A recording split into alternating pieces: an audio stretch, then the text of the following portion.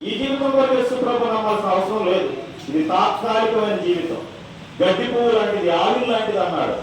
అసలు మానవ ఆయుష్ కాలంలో నేను చెప్తే నేను మన ఒక విషయం చూసా. ఒక వస్తువు వరకు వచ్చా 30,000 రూపాయలు పెట్టి వాషింగ్ మిషన్ అంట. అది 4 సంవత్సరాలు గ్యారంటీ ఇచ్చాడంట. నేనన్నా బాగానే ఉంది, చక్కగా పనిచేస్తుంది అన్న.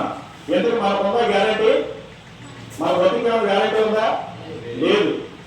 పడుకున్న తర్వాత లెగిసే ఛాన్స్ కూడా ఉండడం లేదు.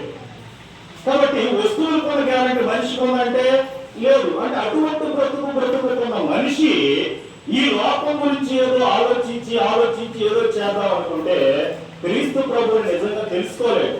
ఆ కాలంలో కూడా ఇవాళే కాదు, యేసు ప్రభు కాలంలో కూడా కొండోపకన్నాలు యేసు ప్రభుని ఎందుకు వెంబడించాడో తెలుసా మీకు?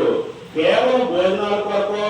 ఆయన అమ్మడిపోతే రెట్టలు దొరికి తీరాలనుకున్నారట. ఎవరెమ్మడిపోతే యేసు ప్రభు వెంబడిపోతే. ఆ కాలంలో భోజనం చాలా కాస్ట్లీ. అంటే విమర్శించడం కొరకు చెప్పట్లేదు. ఆ కాలంలో భోజనాలు లేవు. మీరు చూడండి, ఒక 30 సంవత్సరాలు వెనక్కి వెళ్ళండి, భోజనం చాలా కాస్ట్లీ. ఇవ్వాలంటే అక్కడ పడితే అక్కడ దొరుకుతుంది భోజనం. అంటే భోజనం కూడా క్రీస్తుని వెంబడించారంటే ఎస్, వెంబడించారు. రెట్టల కొరకు వెంబడించారు.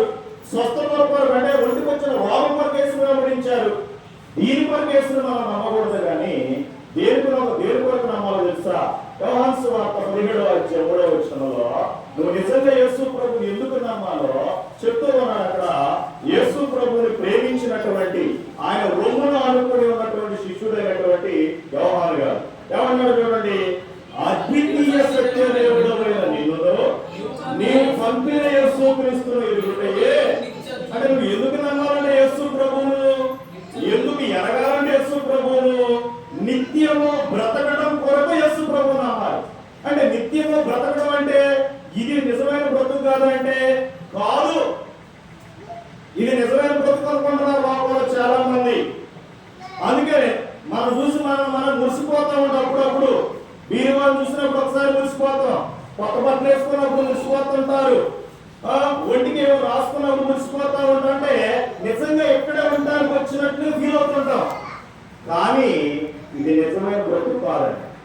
నిజమైన బ్రతుకు ఎక్కడ ఉందంటే ఈ లోకాన్ని దాటిన తర్వాత మనకు లోకం ఉంది. 2 మనుషులు చచ్చిపోయారు తెలుసా మీకు? 2 మనుషులు సమాధి చేయబడ్డారు లోకాసు వార్త 16 ఒక ఆయన ధనవంతుడు, ఒక ఆయన లాజరు దరిద్రుడు.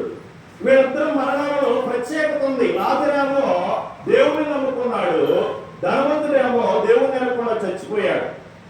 ఆయన ఏమో దేవుడిని నమ్ముకోలేదు కదా, ప్రభువుని ఎరగలేదు కదా, పాతాళంలో వేతన పడతా ఉన్నాడు. కానీ లాజరు అయితే అబ్రహాము రొమ్మును ఆనుకొని చక్కగా కూర్చున్నాడు లజ్జగా. ఎందుకని వీళ్ళిద్దరు మరణాల్లో వ్యత్యాసం? మనం అనుకుంటా ఎప్పుడు చూసి లేరా అంటూ ఉంటారు చాలా మంది. నేను చచ్చిపోతే పాలా. మీరు చూడండి, ఈ లోపల అనేకమైన ఆత్మహత్యలు ఎందుకు చేసుకున్నారు తెలుసా?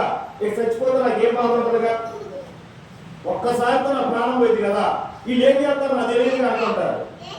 పిచ్చి ఆలోచనలు. అసలు చచ్చిపోయిన తర్వాత మొదలైతే నీ జీవితం అక్కడ. ఈ టార్చర్ కంటే ఆ టార్చర్ ఇంకా దారుణం. కాబట్టి ఎవరు అటువంటి ఆలోచన పెట్టుకోకపోయింది. ఎందుకంటే మరణము అనేటటువంటిది చాలా ప్రత్యేకమైనది. నీకు ఆయుష్కాలం నువ్వునే ఇవ్వలేదు దేవుడు భూమి మీద. నువ్వు దేవుడు చెప్పినట్లుగా బ్రతకాలని దేవుడు నీకు ఆశించాడు. ఈ ఆయుష్ చాలా ఉన్నతమైనది. కాబట్టి ఈ ఆయుష్కాలం ఉన్నప్పుడే నువ్వు చేయాల్సింది ఏంటంటే నువ్వు క్రీస్తును ఎలా ఎరగాలో నేర్చుకోవాలి.